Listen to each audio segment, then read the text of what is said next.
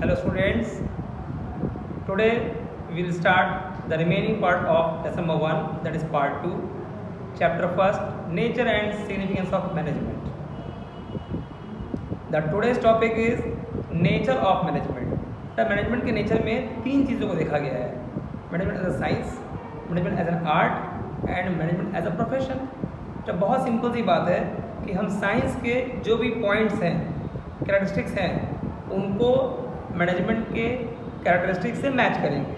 अगर सब कुछ मैच कर जाएगा तो वो साइंस है, नहीं तो साइंस नहीं है.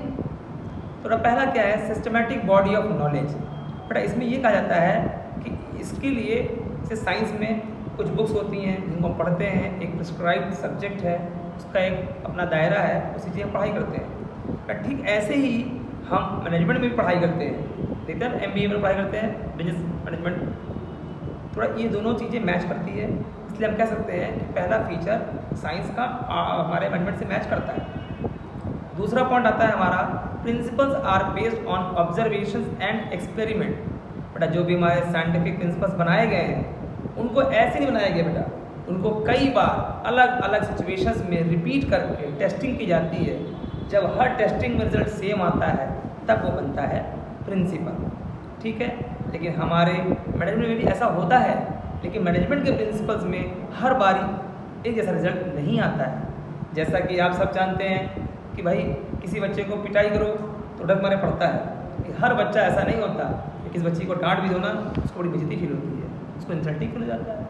और कुछ इतने बदतमीज़ होते हैं, उनको कितना भी मार पीट भी दो फिर ऐसा नहीं करता है. और कुछ बच्चे ऐसे भी होते हैं बेटा क्लास में, सिर्फ आँख के इशारा भी कर दो कि शांत रहो तो वो शांत हो जाते हैं. इट मीन्स दैट कि ये ह्यूमन नेचर है ना बेटा.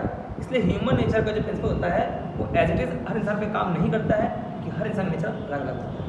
इसलिए हम ये कह सकते हैं कि ये वाला पॉइंट जो है वो पूरी तरीके से मैच नहीं कर रहा है, इसका मतलब पार्शियल मैच कर रहा है. थर्ड बेटा आता है यूनिवर्सल वैलिडिटी. बेटा यूनिवर्सल वैलिडिटी का मतलब होता है कि हर जगह सेम टू सेम अप्लाई हो, हर सिचुएशन में अप्लाई हो. बेटा ये सिर्फ साइंस का प्रिंसिपल होता है जो एग्जैक्टली हर जगह एक जैसा होता है. जैसे एग्जाम्पल के लिए न्यूटन का लॉ है, लॉ ऑफ ग्रेविटी, वो बेटा हर जगह एक जैसा ही होगा. Hydrogen plus oxygen is equal to water, कहीं भी कभी बनाइए यही होगा. लेकिन साइंस के प्रिंसिपल में ऐसा एग्जैक्टली नहीं होता है, क्योंकि साइंस मैनेजमेंट के प्रिंसिपल्स को क्या करते हैं बेटा हम लोग हमेशा मॉडिफाई करते हैं. ऐसे करते हैं मॉडिफाई सिचुएशन के हिसाब से. जैसा हमने देखा, सबको तो पता था कि पेपर आता है हमेशा 80 मार्क्स का बोर्ड पेपर. ये देखिए कोविड के बाद क्या हुआ, ये बात तो पेपर ही नहीं हुआ. पेपर क्या हुआ, टर्म 1 टर्म 2 कर दिया गया. अब फिर से वापस आ गया भाई फुल सिलेबस. तो समय को देखते हुए हम उसमें चेंजेस लाते रहते हैं. जैसे पहले स्कूल में कहा जाता था मोबाइल्स आर नॉट अलाउड, लेकिन कोविड के दौरान क्या कहा गया, भैया मोबाइल ले लो आप लोग, पढ़ाई होगी ऑनलाइन. तो सिचुएशन के हिसाब से मैनेजमेंट के प्रिंसिपल चेंज होते रहते हैं. नाउ तो इससे भी समझ में आता है बेटा कि साइंस के सारे प्रिंसिपल्स मैनेजमेंट में नहीं है. इसलिए मैनेजमेंट जो है वो प्योर साइंस नहीं है, बल्कि सोशल साइंस, एग्जैक्ट साइंस नहीं है, it's an inexact science. Got it. अब हम बड़ा पढ़ेंगे मैनेजमेंट एज एन आर्ट. क्या मैनेजमेंट आर्ट है? कोई बात नहीं. इसी प्रकार से हम आर्ट के कुछ कैरेक्टरिस्टिक्स और फीचर्स को मैच करेंगे मैनेजमेंट से. अगर मैच कर जाएगा सब कुछ तो आर्ट है, नहीं तो नहीं. पहला point, systematic body of knowledge, या कहते हैं existence of theoretical knowledge. Yes बेटा, जिस प्रकार से हम देखते हैं कि म्यूज़िक में भी सुर ताल एक पढ़ाई होती है उसकी, उसी प्रकार से हमारे मैनेजमेंट में भी MBA की पढ़ाई होती है. तो ये पॉइंट मैच कर रहा है दोनों में, कि दोनों में ही सबसे पहले हम थ्योरी करते हैं तब प्रैक्टिकल करते हैं. Second point, personalised application. जी हाँ बेटा, जैसे एग्जाम्पल के लिए हर इंसान सीखता है म्यूज़िक, हर इंसान के गाने का अंदाज अलग अलग होता है. ठीक उसी प्रकार से कुछ बच्चे ऐसे हैं जो सेम कॉलेज से MBA करते हैं, लेकिन हर इंसान का मैनेज करने का तरीका अलग अलग होता है, क्योंकि वो अपनी तरीके से उस चीज़ को अप्लाई करते हैं. पढ़ाई सब ही करते हैं, लेकिन अप्लाई करने का तरीका अलग होता है. जैसे बेटा हर टीचर के पास कॉमर्स किसी के पास MCOM BA की डिग्री होती है, लेकिन हर इंसान ने पढ़ रखा है वही पढ़ाई, लेकिन हर टीचर का टीचिंग करने का तरीका अलग होता है, यानी वो अपनी तरीके से काम करता है. ये दोनों मैच कर रहा है फिर से. थर्ड पॉइंट है based on practice and creativity. But इसमें कहा जाता है कि आर्ट में क्या होता है, जैसे कोई कलाकार है, सिंगर है, डांसर है, तो परफॉर्मेंस करते करते क्या होता है वो और बेटर और बढ़िया और अच्छा और क्रिएटिव हो जाता है. ठीक है, उसी प्रकार से हमारे मैनेजमेंट में क्या होता है, कोई होता है मैनेजर, पहली बार काम करता है, दूसरी बार तीसरी बार हर साल साल करते करते वो उस काम को करने में जाता है एक्सपर्ट, और उसके अंदर और बहुत सारी क्रिएटिविटी, नए नए तरीके से काम करने का स्किल जाता है डेवलप। थोड़ा यहाँ हम देख पा रहे हैं कि यहाँ तीनों पॉइंट मैच कर रहे हैं आर्ट के मैनेजमेंट से, इसलिए हम कह सकते हैं मैनेजमेंट इज एन आर्ट। हमने पढ़ा भी है, management is an art of getting work done through others in an effective and efficient manner. Now third and last is management is a science, management the profession. तो management the profession में क्या होता है बेटा, पहले जानना पड़ेगा हमको कि प्रोफेशन होता क्या है। प्रोफेशन होता है जैसे एक लॉयर है, डॉक्टर है, सीए है, ये होता है प्रोफेशन। तो हमें देखना है कि क्या मैनेजमेंट भी प्रोफेशन है कि नहीं। पहला point, well defined body of knowledge. हाँ जी, जैसे MBBS करते हैं डॉक्टर बनने के लिए, लॉ की पढ़ाई करते हैं वकील बनने के लिए, LLB पढ़ाई करते हैं। जी हाँ, ठीक उसी प्रकार से MBA की भी पढ़ाई होती है मैनेजमेंट बनने के लिए। तो ये पॉइंट मैच कर रहा है।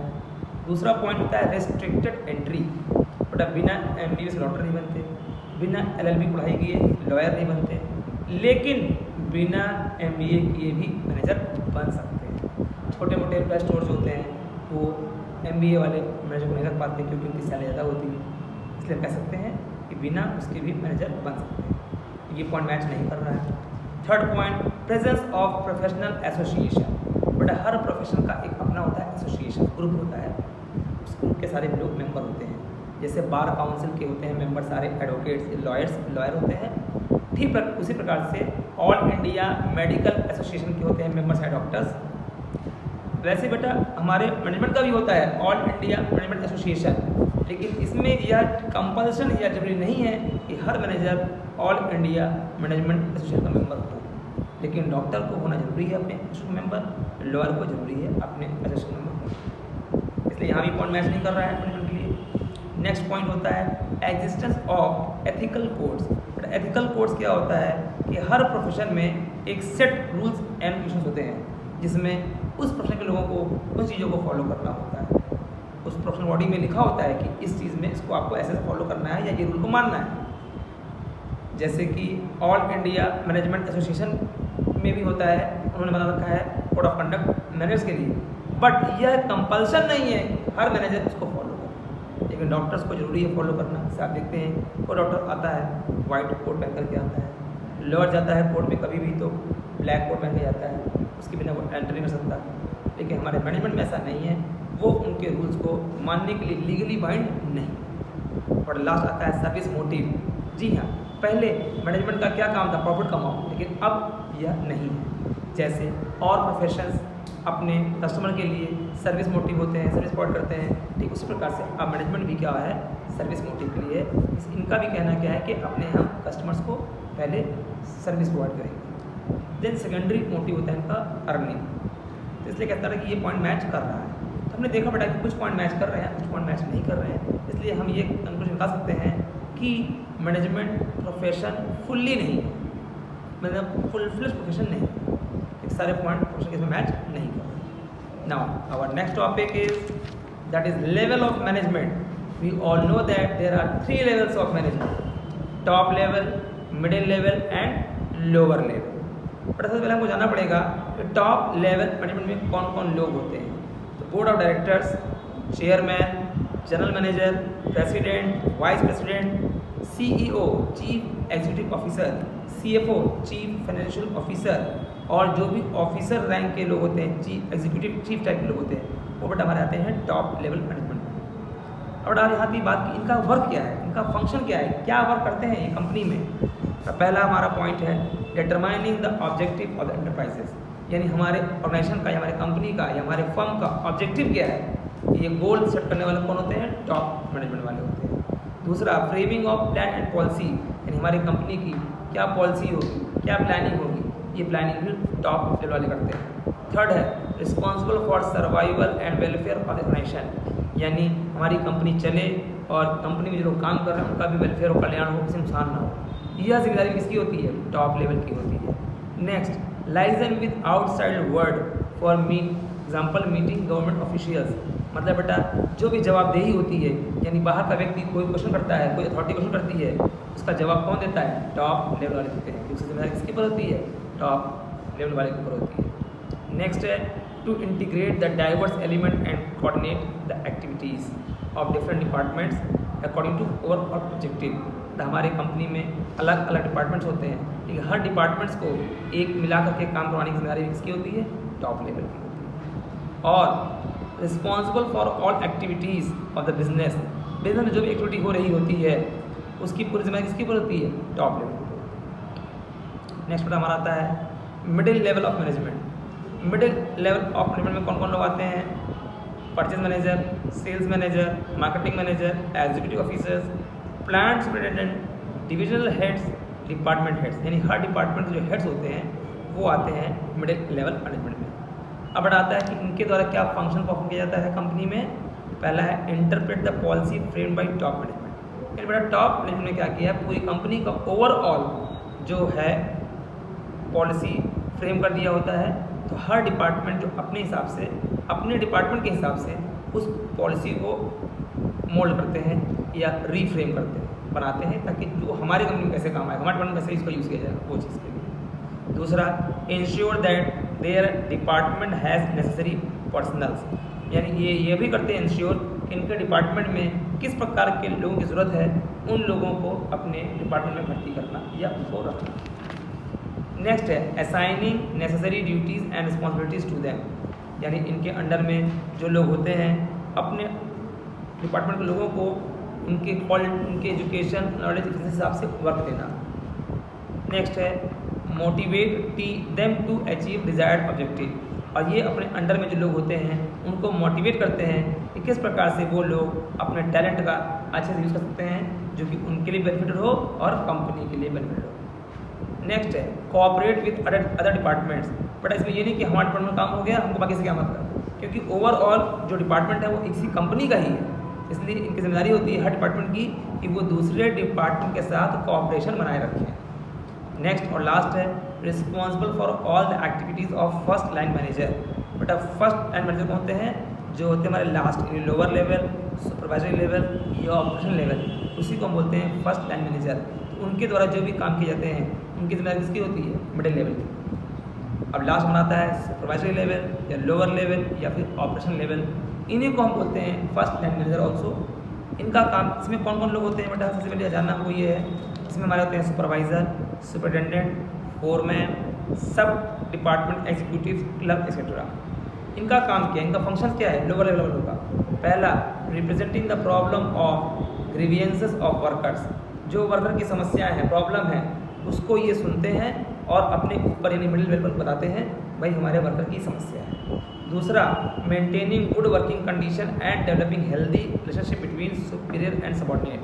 बेटा ये लोअर लेवल वालों की जिम्मेदारी होती है कि वो एक अपने कंपनी में लोगों को जो काम कर रहे हैं उनको हेल्दी गुड वर्किंग कंडीशन दें, क्योंकि जब यहाँ का अच्छा एटमॉस्फेयर होगा काम करने का तभी लोग अट्रैक्ट होंगे और वहाँ पे काम करेंगे। ये इनकी जिम्मेदारी होती है, और अपने वर्कर के साथ अच्छे संबंध बना रखें ताकि वो वर्कर्स इनको अपनी समस्याओं को बता सकें। नेक्स्ट है looking to safety of workers.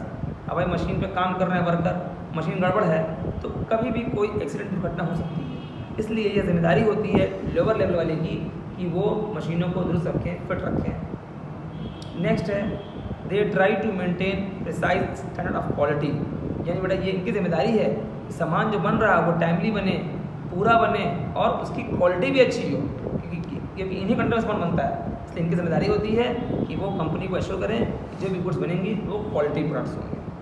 But next है they are responsible for boosting the morale of worker, यानी बेटा मॉरलिटी क्या होती है? नैतिकता।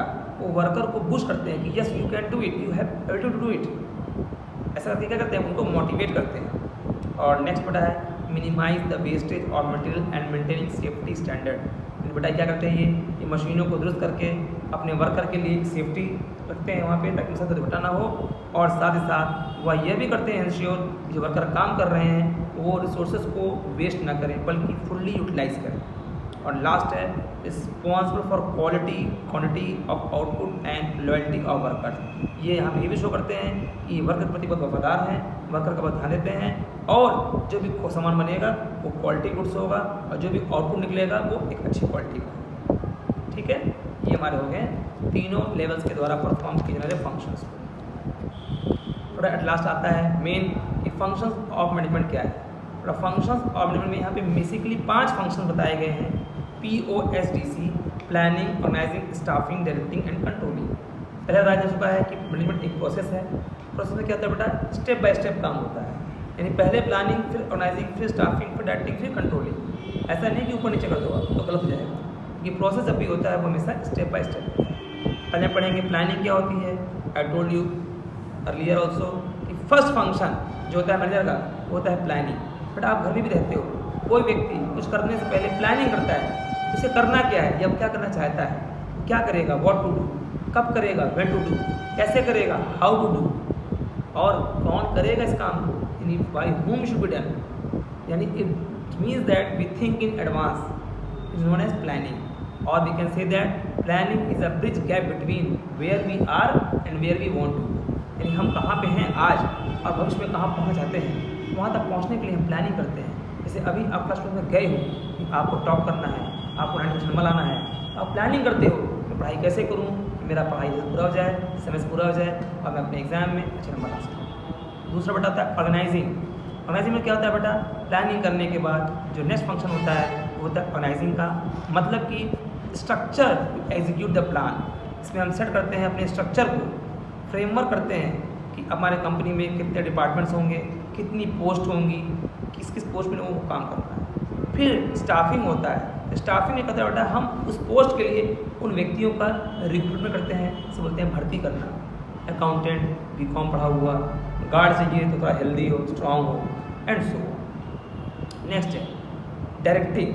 डायरेक्टिंग क्या होता है बेटा, डायरेक्टिंग होता है कि हम जैसे एक फिल्म प्रोड्यूसर अपने हीरो हीरोइन को या विलेन को देता है डायरेक्शन कि तुम्हें क्या करना है, कैसे करना है, कौन सा रोल प्ले करना है। ठीक उसी प्रकार से हर सुपीरियर अपने सबऑर्डिनेट को समझाता है, बताता है कि तुम्हें किस लेवल पे क्या काम करना है, उसको एक राइट डायरेक्शन देता है ताकि वह व्यक्ति उस काम को कर सके। जो सुपीरियर होता है वो सुपरविजन करता है, अपने वर्कर को मोटिवेट करता है, उनसे कम्युनिकेट करता है, बातचीत करता है और उनके लिए क्या करता है, एक लीडरशिप का काम करता है। लीडर होता है अपने फॉलोअर से वो काम करवाता है अपने हिसाब से होना चाहिए।